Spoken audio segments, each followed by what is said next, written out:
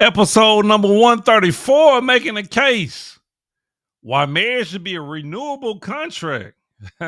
Definitely ain't gonna want to miss this. Let's get it.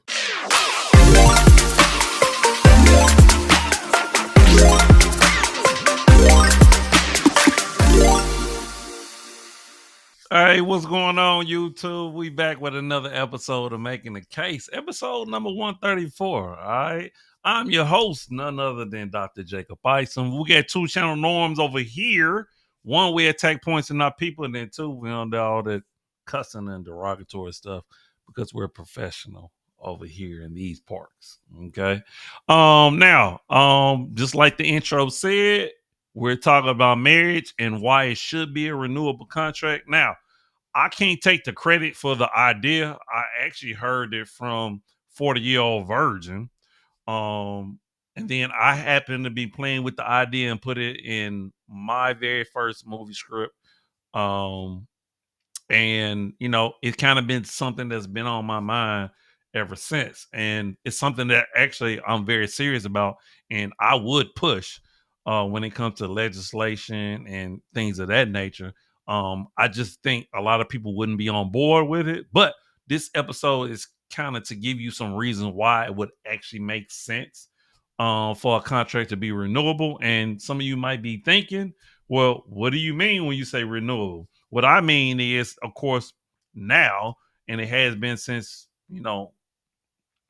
marriage was taken over by religion, the church. It's something that people get into for life, right? I suggest that marriage should be based on three different tiers, right? Because most of the time when we look at contracts, most of the time you have three different tiers, right? So to me, it should be 5 years, 10 years, and 15 years. All right. That's what I feel like. I feel like people should be married at least 5 years to actually give a good crack and shot at it.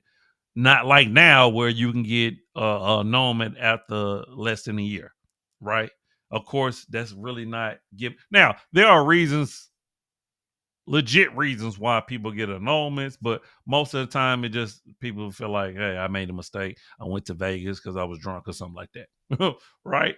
But I think that, and I'm sure people will give pushback about the idea that you got to be married at least 5 years. But to me, you will at least give it a shot. And after 5 years, hey, because think about what people are going to do. Of course, they're going to always circumvent it and be like, okay, on paper, we could be married, but we're still living apart as people do now, right?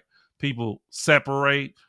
People are literally married on paper for the rest of their life, right? So there's always going to be a ways around things. And so, but at least if you want to give it a true shot, you have to be married 5 years, or you can sign a 10-year contract, or you can sign a 15-year contract. After that contract reaches its expiration, you can decide to either dissolve the relationship or you can renew for another 5, 10, or 15 years. Now, that is my suggestion. Okay. I think it will prevent a lot of costs because originally you will want to make sure that the contract, the prenup, is pretty ironclad, right? It'll make it more fair, not equal, but more fair when it comes to men and women, when it comes to splitting up property, when it comes to divorce fees. You wouldn't even probably have to worry about divorce fees because the contract would be null and void at the end of that 5, 10 year, 15 year, right?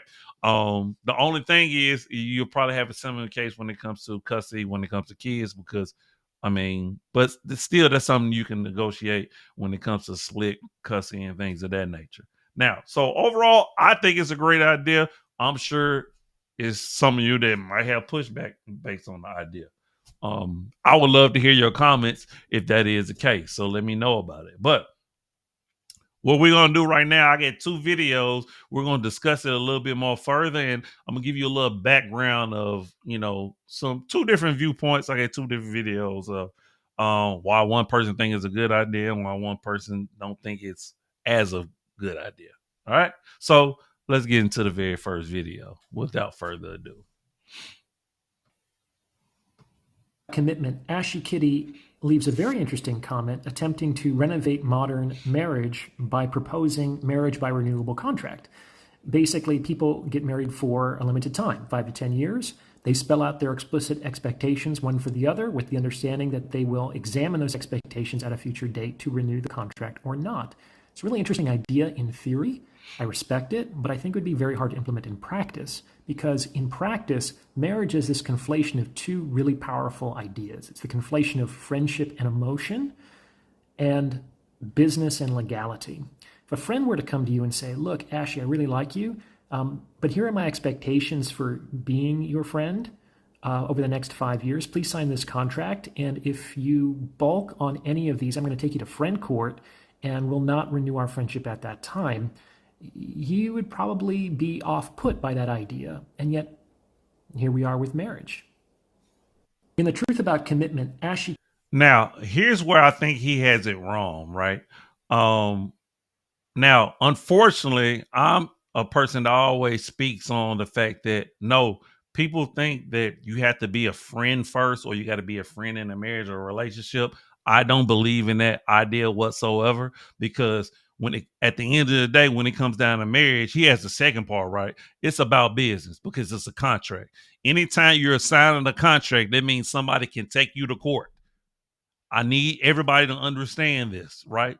And because friendship goes out the window when somebody take you to court, now don't it? Friendship goes out the window when somebody's trying to divorce you, right? So marriage is a business idea and a business structure in the first place, number one, right? Now, I always talk about it, do you have friendship qualities in relationships and marriages?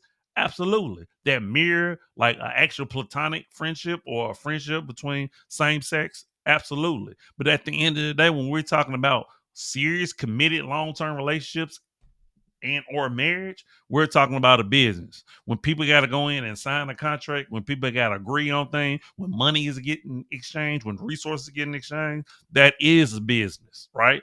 This is the reason why it would work, right? Because people are getting divorced at almost a 50% clip anyway. All right. It's worth a try.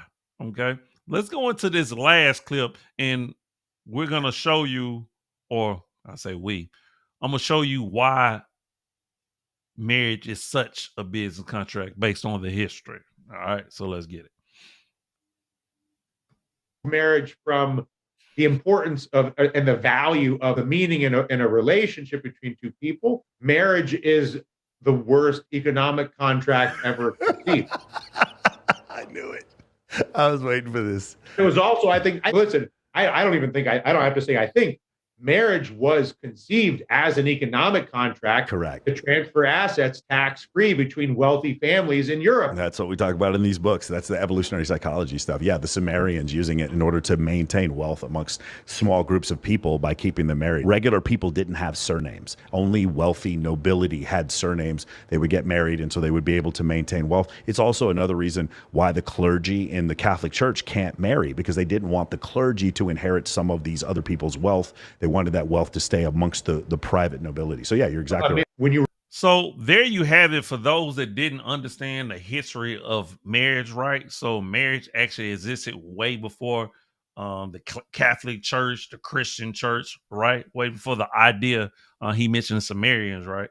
Way before the idea of religion even came up on the scene. So it was the idea of transferring wealth. See, now the unfortunate part is we lost that identity or idea of marriage, right? Because nowadays people more so get married and make sure that they ain't going broke, right? So it's kind of the total opposite of why people are getting married nowadays, right? Because marriage was more so a wealthy thing. It was more so to transfer assets and properties and resources, right? That's why people married into other wealthy families, right? But of course, when you get poor class and middle class, a lot of time, yes, they are marrying, each other of the same class, but there's no wealth or resources being exchanged really, which is the reason why they don't have they don't have to worry about a prenup and things of that nature, but the wealthy do, right? So when you get those ideas, all those ideas don't trickle down to the other classes because they don't have to worry about the economic part of it. But if we was to understand marriage was a economic contract, still is to this day. Okay, so we need to understand that which is why I feel like renewable marriage contracts will work.